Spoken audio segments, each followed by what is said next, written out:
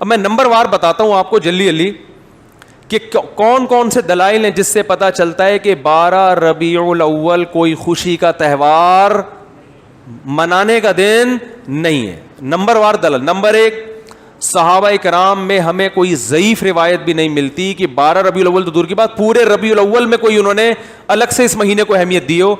اسلام میں 4 مہینے محترم ہیں, ان میں ربیع الاول کا نام نہیں آتا. سمجھ میں آ رہی ہے بات؟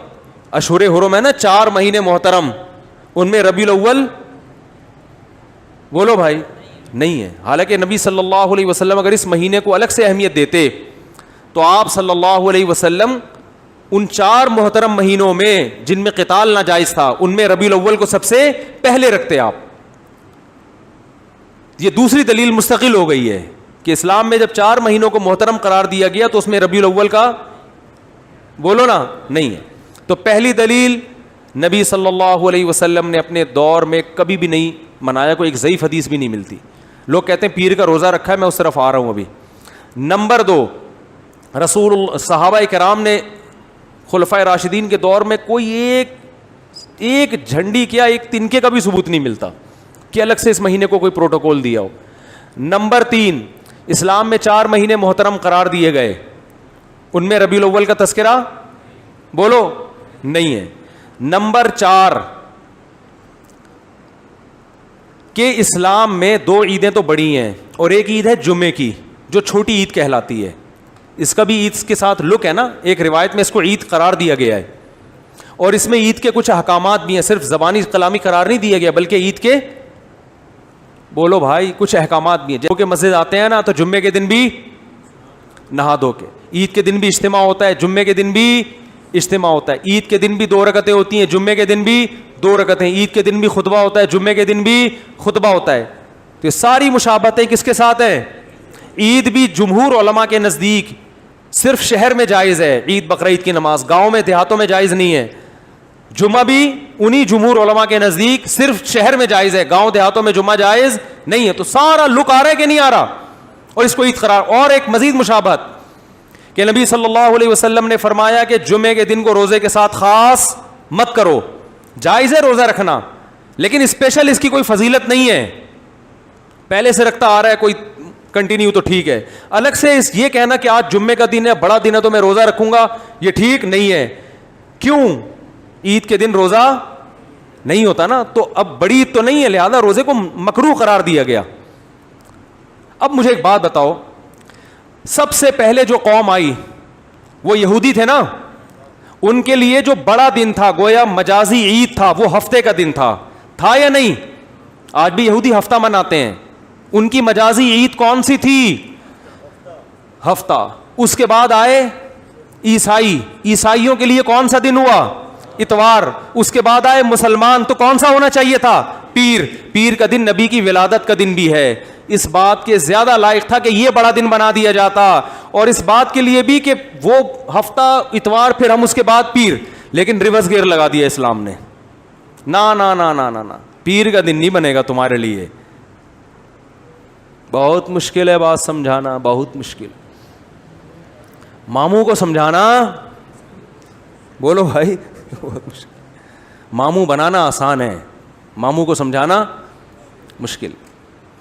تو اسلام نے پیر کے دن کو پروٹوکول حالانکہ بنتا بھی تھا اور قیاس کا تقاضا بھی تھا کہ وہ ان کا جمعہ ہے, ان کا ہفتہ ہے, ان کا اتوار ہے تو ہمارا پیر ہونا چاہیے, ریورس. ورنہ بدعتیوں کو موقع مل جاتا کہ اسلام میں بڑا دن اس لیے ہے پیر, اس لیے کہ اس میں نبی کی ولادت, وہ سیلیبریٹ کرتے, اس کو مناتے, اور انہی بے اعتدالیوں کا شکار ہوتے جس کے یہود و نصارہ شکار ہوئے ہیں, کیونکہ وہ دیکھ لیا تھا اسلام نے کہ وہ یوم ولادت پہ کیا کرتے ہیں. یہ فلسفہ ختم کر دیا اسلام نے. کتنے دلائل ہو گئے ہیں؟ 3 ہو گئے, 4 ہو گئے, جتنے بھی ہو گئے بعد میں لکھ لینا اس کو. ہمیں آم کھانے سے مطلب ہے پیڑ گننے سے. بعض لوگ کہتے ہیں رسول اللہ صلی اللہ علیہ وسلم نے بھی اپنا یوم ولادت منایا ہے, اور آپ صلی اللہ علیہ وسلم پیر اور جمعرات کا روزہ رکھتے تھے. کسی نے پوچھا آپ پیر کا روزہ کیوں رکھتے ہیں؟ آپ نے فرمایا میرا یوم ولادت ہے. پہلی بات یہ کہ اس سے تو پیر کا دن منانا ثابت ہوا, 12 ربیع الاول کا روزہ تو پھر بھی ثابت نہیں ہوتا نا. 12 تاریخ کو تو آپ نے کہیں بھی نہیں ملتا, بلکہ اسی حدیث سے اگر آپ دلیل پکڑتے ہیں تو اسی حدیث سے تو ثابت ہوتا ہے کہ پھر پیر کو مناؤ. 12 ربیع الاول کو پھر بھی منانا ثابت نہیں ہوتا, کہیں بھی نہیں ہے کہ 12 تاریخ کو نبی نے روزہ رکھا ہو. دوسری بات کہ پیر کو آپ صلی اللہ علیہ وسلم نے روزہ رکھا تو اس میں آپ نے اس کے تہوار ہونے کی اور نفی کر دی ہے, کیونکہ روزہ اور تہوار جمع نہیں ہوتے. روزہ رکھ کے آپ نے بتا دیا کہ اس دن کو سیلیبریٹ کرنے کا کہ تصور کو میں جڑ سے ختم کر رہا ہوں. عید الفطر کے دن روزہ ہوتا ہے. دیکھو پیر کا دن اس بات کے بھی امکان تھا کہ تہوار بھی ہو سکتا ہے اور نہیں بھی ہو سکتا. ہمیں دوسرے دلائل سے پتہ چلا کہ یہ تہوار نہیں ہے, لیکن نبی صلی اللہ علیہ وسلم نے ان دلائل پر مہر لگا دی روزہ رکھ کے. کیا کر دیا بھائی؟ مہر لگا دی کہ اس میں سیلیبریشن کا جو تصور ہے نا وہ کھرچ کے ختم کر دیا جائے. کسی بھی دن کو روزہ رکھ کے منایا نہیں جا سکتا. خوشیاں ہمیشہ کھا پی کے منائی جاتی ہیں, بھوکا رہ کے نہیں منائی جاتی. کھانے پینے کے دن ہوتے ہیں خوشی کے دن. میں اس کی بہت سی مثالیں دیتا ہوں.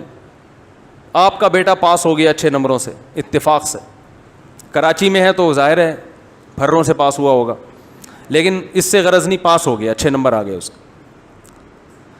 لوگ کہتے ہیں بہت خوشی ہوئی جی آپ کا بیٹا پاس ہو گیا, کچھ مٹھائی تو ہونی چاہیے.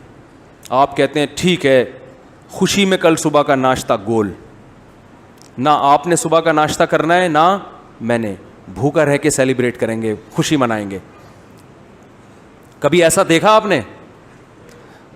کیا ہو گیا بھائی؟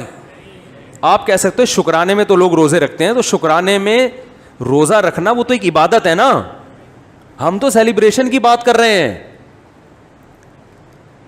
شکرانے میں روزہ اس لیے کہ اپنے آپ کو تھکایا جاتا ہے, تو وہ تو ایک عبادت ہے نا روزہ, تو اس میں تو اپنے آپ کو تھکائیں گے آپ. خوشی منانا میں کھانا پینا کے بغیر خوشی نہیں منائی جاتی.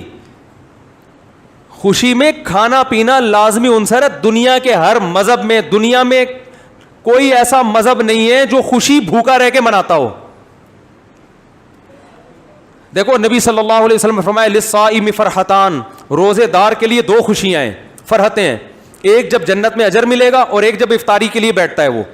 تو روزے دار کو بھی خوشی روزہ رکھ کے نہیں ہوتی, روزہ کھا کے ہوتی ہے. تو کیا مطلب؟ نبی نے بتایا کہ صبح سے شام تک جو تم خوشی لیس زندگی تم نے گزاری ہے نا روزے کی حالت میں, اس میں خوشی بالکل بھی نہیں تھی, فرحت نہیں تھی.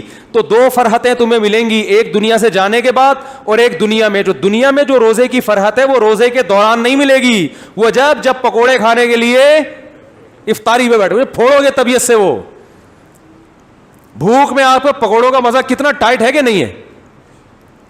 پکوڑے کے خلاف جتنی مرضی تقریریں کرو, لیکن روزہ رکھ کے جو پکوڑا اور چٹنی کا مزہ ہے نا وہ کسی چیز میں نہیں. تو نبی نے کیا فرمایا روزے دار کے لیے؟ مشہور حدیث ہے, روزے دار کے لیے 2 خوشیاں. تو یہ نہیں فرمایا روزے دار صبح سے لے کر مغرب تک بہت خوشی زندگی گزار رہا ہوتا ہے, ایک دم ٹینشن میں آ جاتا ہے دسترخوان دیکھ. تو روزے دار کو بھی خوشی کس وقت ملتی ہے بھائی؟ جب وہ کھانے کے لیے دسترخوان پہ بیٹھتے. انسانی نیچر ہے, بھوکا رہ کے خوشی نہیں ہوتی. میں جس دن روزہ رکھ کے یہاں بیٹھتا ہوں نا بیان کرنے, تو مجھ سے نہیں ہو رہا ہوتا, عجیب سب پھیکا منہ, غصہ آ رہا ہوتا ہے مجھے لگتا ہے کہ پھر میں کہتا ہوں یار جس دن بیان ہو اس دن روزہ نہ رکھے آدمی, اس کا سزا پھر عوام بھگتتی ہے. تو روزے میں ہوتا ہے انسان نہیں, ٹینشن ہوتی ہے تھوڑی سی اس کو, وہ راحت نہیں ہوتی, نہ چہرے پہ نہ خوشی ہوتی ہے, تو ٹینشن ہے نا, تبھی تو عبادت ہے.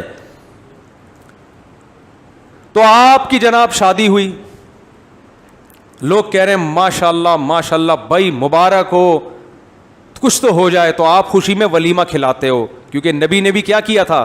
کھانا کھلایا تھا. روزہ رکھ کے نکاح کو سیلیبریٹ نہیں کیا. آپ نے یہ نہیں کہا کہ آج میرا نکاح ہوا ہے تو میرا بھی کل روزہ اور تمام صحابہ کا کل روزہ, ایسا نہیں. صحابہ عرض کرتے یا رسول اللہ آپ کا نکاح ہوا ہے, روزے تو ہم رکھتے ہیں, لیکن یہ تو روزے کا موقع نہیں, یہ تو خوشی کا موقع ہے, اس میں تو کھانا کھلانا ہے. یہاں تک کہ نبی نے سفر میں نکاح کیا تو سفر میں آپ کے پاس ولیمے کے اسباب نہیں تھے, تو آپ نے صحابہ سے فرمایا, رخصتی ہوئی, اگلے دن آپ نے صحابہ سے فرمایا کہ جس کے پاس کوئی کھانے کی اچھی چیز ہے دسترخوان پہ لے آؤ, سب مل کے کھائیں گے. تو اپنے خرچے پہ بھی کھلانا ضروری نہیں ہے ولیمے میں. اگر نہیں ہے بھائی ابھی سفر میں ہے, کوئی بات نہیں یار, تھوڑا سا اللہ گلا ہو جائے گا, آؤ سب بیٹھ کے ایک دسترخوان پہ کھاتے ہیں, اس کا اپنا مزہ ہے نا. تو نبی نے ہمیشہ خوشی منائی ہے کھانا کھا کے, روزہ رکھ کے خوشی نہیں دنیا کے کسی مذہب میں نہیں منائی جاتی. تو پیر کے دن آپ صلی اللہ علیہ وسلم نے روزہ رکھ کے اپنے یوم ولادت میں سیلیبریشن کے اور سیلیبریٹ کرنے کے کانسیپٹ کو ہمیشہ کے لیے جڑ سے ختم کر دیا. اب جو نبی کا سچا عاشق ہوگا وہ ربیع الاول کو خوشیاں نہیں منائے گا, بہت زیادہ کچھ کرے گا تو روزہ رکھ لے گا. ہم تو کہتے ہیں اس کے لیے بھی ثبوت چاہیے روزہ رکھنے کے لیے بھی, لیکن اگر آپ کوئی قیاس کر کے ادھر ادھر سے نکالتے بھی ہو تو زیادہ سے زیادہ روزہ مل جائے گا. دیکھو خوش ہونا الگ چیز ہے, خوشی منانا الگ چیز ہے. ربیع الاول میں خوش ہونے پر پابندی نہیں ہے. اگر کوئی اس لحاظ سے ربیع الاول کا مہینہ سوچ کے خوش ہوتا ہے کہ اس میں نبی کی ولادت ہوئی تھی, اس کو مناسبت ہے, تو خوش ہونے پر گورنمنٹ کی طرف سے بھی کوئی پابندی نہیں اور اللہ کی طرف سے بھی کوئی پابندی نہیں ہے. خوشی تو کسی بھی بات پہ ہو سکتی ہے نا. ربیع الاول سے محبت بھی ہو سکتی ہے کہ یار اس مہینے میں نبی پیدا ہوئے تو مجھے اس میں محبت ہے, کوئی پابندی نہیں, بلکہ عین نبی سے محبت کا تقاضا ہے. اس محبت کو منانا, بات آ رہی ہے سمجھ میں, منانا الگ چیز ہے. خوش ہونے پر آپ ہو خوش, کوئی مسئلہ نہیں. ہمارے حضرت فرماتے جب بھی ربیع الاول کا مہینہ آتا ہے میرے دل میں ایک عجیب سی ایک محبت پیدا ہوتی ہے اس مہینے سے. اور علماء کی یہ مزاج ہے یار, نبی سے بھائی نبی کی طرف جو چیز بھی منسوب ہوگی اس سے محبت ہوگی کہ نہیں ہوگی؟ یقیناً ہوگی. ہم جاتے ہیں مدینہ منورہ, رسول اللہ صلی اللہ علیہ وسلم کا حجرہ یہاں تھا مدینہ میں, دیکھ کے خوشی ہوتی ہے نا, ایک محبت کے جذبات ابھرتے ہیں, یار نبی کی نسبت ہے, یہاں حجرہ تھا امی عائشہ کا, یہاں یہ امی عائشہ کا حجرہ, یہ نبی صلی اللہ علیہ وسلم کے بیٹھنے کی جگہ, یہ امامت کی جگہ, دیکھ کے ایک ایمان تازہ ہوتا ہے. لیکن کرنا کچھ نہیں ہے وہاں, کیونکہ کچھ کرنے کے لیے ثبوت کی ضرورت ہے. وہاں کرنا کچھ نہیں ہے, زیارت کر کے خوش ہونا ہے, اللہ سے دعا مانگنی ہے کہ اللہ ہمیں نبی سے اور محبت نصیب فرما, کرنا کچھ نہیں ہے.